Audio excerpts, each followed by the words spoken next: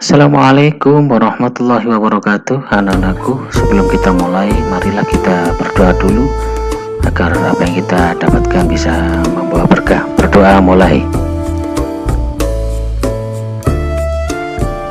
Terima kasih. Untuk pertemuan hari ini kita akan membahas tentang alat pemuas kebutuhan. Ini masih sambung dengan pertemuan yang kemarin ya. Yang pertama, apa sih itu alat pemuas kebutuhan? Apa sih itu alat pemuas kebutuhan? Ya, kita cari tahu. Yang pertama, alat pemuas kebutuhan adalah segala sesuatu yang dapat memuaskan kebutuhan manusia, baik berupa barang maupun jasa. Dalam bentuk barang misalnya topi, jaket, HP, motor, dan lain-lain. Dan dalam bentuk jasa misalnya dokter, mekanik, guru, dan lain-lain. Ini merupakan alat-alat pemuas kebutuhan baik dari segi fisik maupun kebutuhan fisik maupun kebutuhan kerohanian. Kita berlanjut. Saya buat putarnya memang pelan ya. Alat-alat pemuas atau sumber daya adalah segala sesuatu yang dapat menjadi alat atau sarana pemenuhan kebutuhan manusia. Dapat berupa satu sumber daya alam, artinya terkandung di dalam alam itu sendiri. Kemudian yang kedua, sumber daya manusia, apa yang dimiliki oleh seseorang atau manusia berupa tenaga. Yang ketiga, sumber daya modal, yaitu membantu kelancaran untuk memproduksi barang tertentu.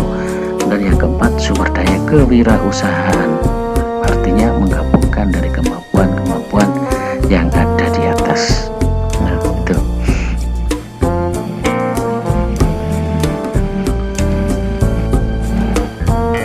Kemudian kegunaan benda pemuas kebutuhan. Benda pemuas kebutuhan diciptakan atau diproduksi oleh manusia dengan tujuan tertentu. Benda pemuas kebutuhan manusia dapat digolongkan menjadi 4 macam. Yang pertama, kegunaan bentuk atau form utility. Kemudian yang kedua, kegunaan tempat atau place utility. Yang ketiga, kegunaan waktu atau time utility. Sedangkan yang keempat, kegunaan kepemilikan atau ownership utility. Itu kegunaan benda pemuas kebutuhan. Nanti kita bahas satu persatu. Kalau memang waktunya masih tersedia, akan kita bahas kegunaan-kegunaan dari benda pemuas kebutuhan ini ya. Oke, perhatikan.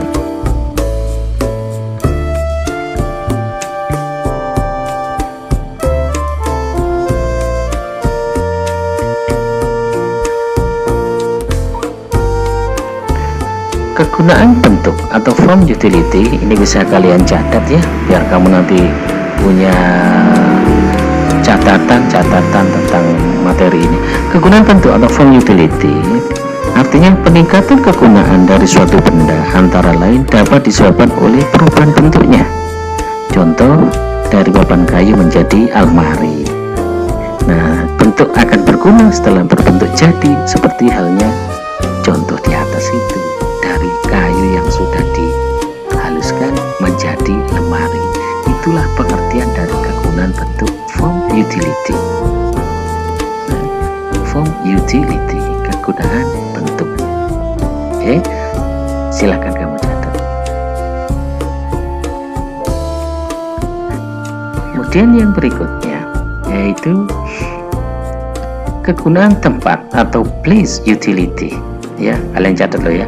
Kegunaan tempat atau place utility artinya pertambahan kegunaan dari suatu benda, antara lain dapat karena dipindahkan dari satu tempat ke tempat lain. Contohnya di situ ada kapal, akan lebih dapat berguna tempatnya asalkan diletakkan di lautan. Ya benda, jangan kapal kau biarkan di atas daratan melulu. Itu kegunaan tempat kurang dimaknai ya. Sehingga kalau kapal ditaruh di atas laut ya, tentunya akan memiliki kegunaan yang lebih besar daripada sebelum ditaruh di atas air. Itulah salah satu contoh Please utility. Oke, silakan kalian catat itu.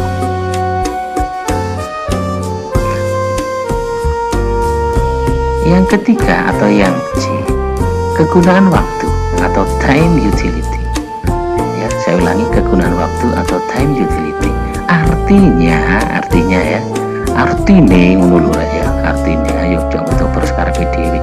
Artinya kegunaan suatu benda akan bertambah jika dipakai pada waktu yang tepat dan sesuai dengan manfaat benda tersebut. Contohnya, payung lebih berguna jika digunakan pada waktu saat hujan. Ya, itu kegunaan tempat. Ya, bisa payung digunakan tidak dalam kondisi hujan, bisa juga dalam kondisi terlalu terik panas matahari, bisa juga itu ya.